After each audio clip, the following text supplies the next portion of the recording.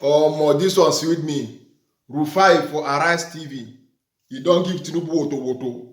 Wetin talk about Obasanjo, give him woto. Guys, if you get this kind of journalist for Nigeria, all those baba politicians, they go run, leave Nigeria. When I watch the video, when I just watch the video, when I see how Rufai they give the guy woto. Wetin talk about Obasanjo, when I watch. I come here this morning as a very sad man because it's as if we have presidential candidates that don't even understand the severity of the problems. The Debt Management Office yesterday said whoever will emerge out of the 18 candidates will have a debt burden of 77 trillion. All of them were the campaign trail. Nobody talked about how they will address the debt burden. It is this kind of thing that saddens me about Nigeria. Then we're voting leaders that will take another 6 months to elect ministers that we all know, and will plunge the economy into chaos. I'm a fourth-try person, so I'm already looking beyond March and even May 29 because the problems will come. We're campaigning poetry and we govern in prose. We're having the poetry of campaign now, but when the prose of governance hits us, which leaders are ready? So please, I will advise all the presidential candidates and their campaign surrogates to please issue statements on how they are going to solve the burden of 77 trillion debts rather than abusing one another. So let me now go to the politics, which I hate talking about because we've heard it one too much. Politicians are hypocrites. If you don't favor them, they abuse you. They call you bias.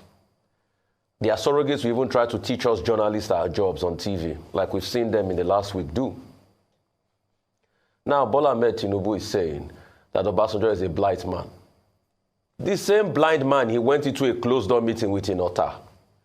He took Nuhu Ribadu, Baba Kande, and all the party stakeholders to go and meet Inota.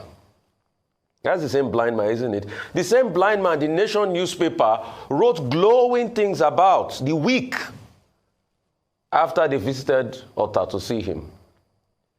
There's a tape running around. Sometimes we wish we can play these tapes, where President Muhammadu Buhari was celebrating the endorsement of blind man Olusegun Obasanjo in 2015 on CNN. Then Obasanjo was a national treasure. We all remember how he tore his PDP, or he said he was going to tear his PDP membership. And he supported and endorsed APC then. Then he was not a blind man.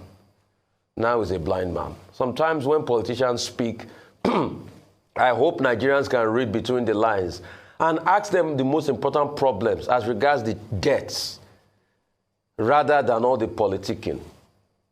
When I hear words like, we'll turn Yahoo boys around, Yahoo boy is not a reflection of the decaying Nigerian economy. It is not a justification for advanced fee fraud. But if we had done better to help these boys, provide enabling environments, are we going to have a proliferation of crime? And we had the blank slate under the APC government to be able to do all of this. But did we do it? No. In all of this, I like what he said. He will turn them to chip makers. Pretty much reminds me of, or it's akin to trying to say you will turn people in areas like Oluwole to detectives. There's a chip war going on. And I will be happy if Nigeria can even be part of the chip war, because chips will become the future. So it is time for us to talk more on introspection, on development. But give it to him. He pulled out a crowd in Benin. He was able to get that out. A lot of things were said, but he was low on the things he was going to do for Nigeria. And we are not hearing a lot of that in the campaign. The campaigns are just about abusing one another. There are problems on ground, and we should try as much as possible to solve the problem. For Governor Wike and his team, it is obvious that they are in a political coup-de-sac now. And you can see what happened in the battle. They've plunged Mr. Seyi Makinde into an abyss of uncertainty. Because you see, we forget too much in this country. And Mr. Seyi Makinde forgets that for his election to happen in 2019, people had to collapse their structures for him, the likes of Lanley, the likes of Chief Ayanride of the SDP, and a couple of 3-4 parties endorsed him. with the big architecture of his political party, the PDP. But like you said, the structure of the PDP, they are having their own parallel rally and all of that. So it's already in a cul-de-sac. And that's why we keep saying when people fight, they should be able to have a termination date to their fights. They should be able to introspect.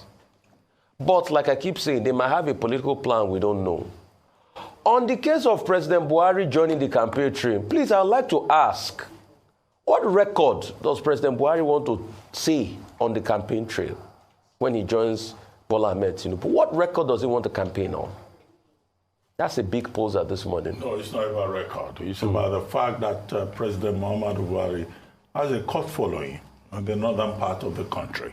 If he joins the Tinubu campaign, he can mobilize, galvanize the northern part of the country to support him. However, in 1993, the same northerners did not vote for Tofa.